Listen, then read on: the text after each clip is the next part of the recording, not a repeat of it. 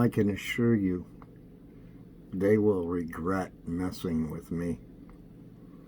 The day has been an eventful day, a full shower.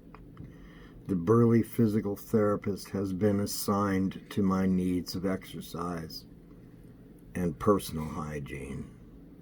Trust me, this is not a man that I could just suddenly storm and overpower. He, like so many others, have found great pleasure in making me feel intimidated. If he lifts his arm too fast or makes a sudden move towards me, I flinch and purposely cower. I have seen him smile with a tiny grin of pleasure as he turns the water temperature down at the end of the shower session.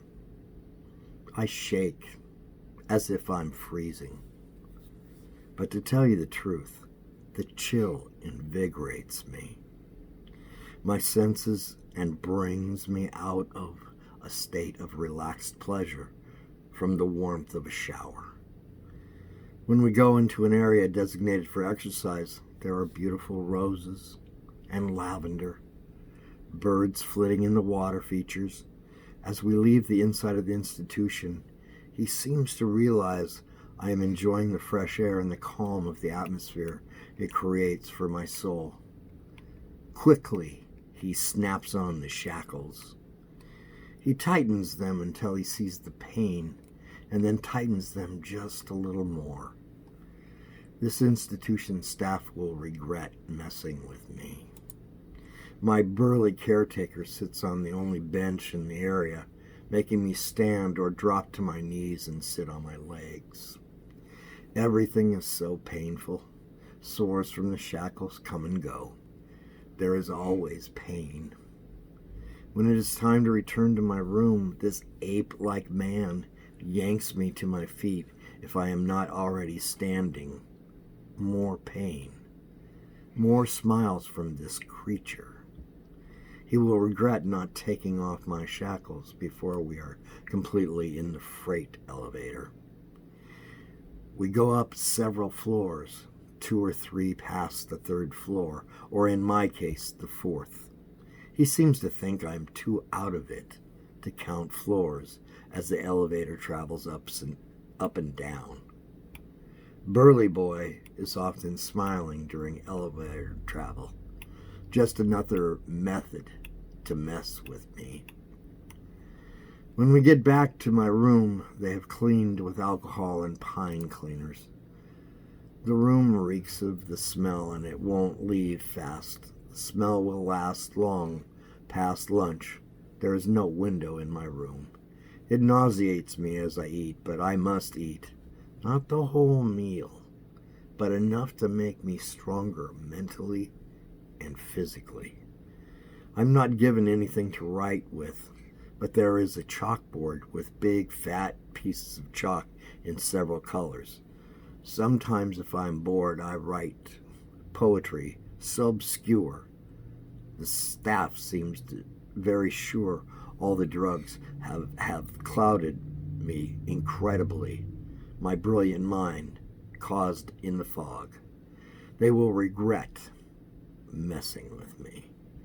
My caretaker arranges my chair under a bolted to the floor table. I had in one of my drugged out manic states thrown this very table at 2 of the staff trying to sedate me and strap me to my bed.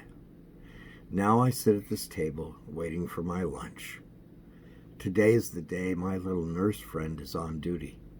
More cookies, more juice. She is slick and desperately in need of money. We have become very close. She, unlike Dr. Ghoul's nurse's aide, took the bait. Money. She opened my door and cleverly moved with her back to the cameras and dropped a note in my lap. It was from Ghoul. I was always fearful Ghoul had her under his guidance, but I couldn't tell. Ghoul's note said he was concerned about my mental state. Well, he won't see this film. He is getting wise to my tricks. I left a very garbled film for the young cafeteria nurse to take to him. I will save this film for my collection. I read the rest of his note and realized he is baiting me with the questions of my time in the institution. But I noticed my little nurse spending too much time where our films were hidden from the rest of the staff. What was she up to? When she left, I counted the film cases.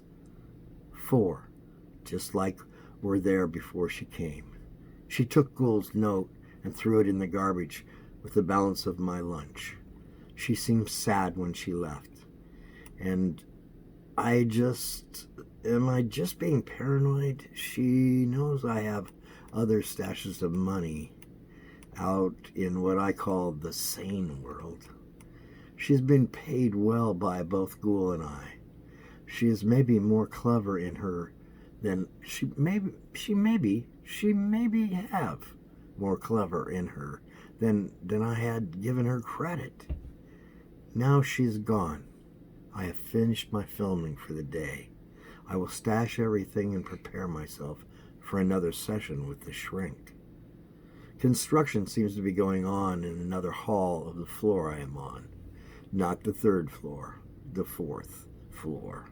The institution is planning something, and I will be most attentive with her questioning.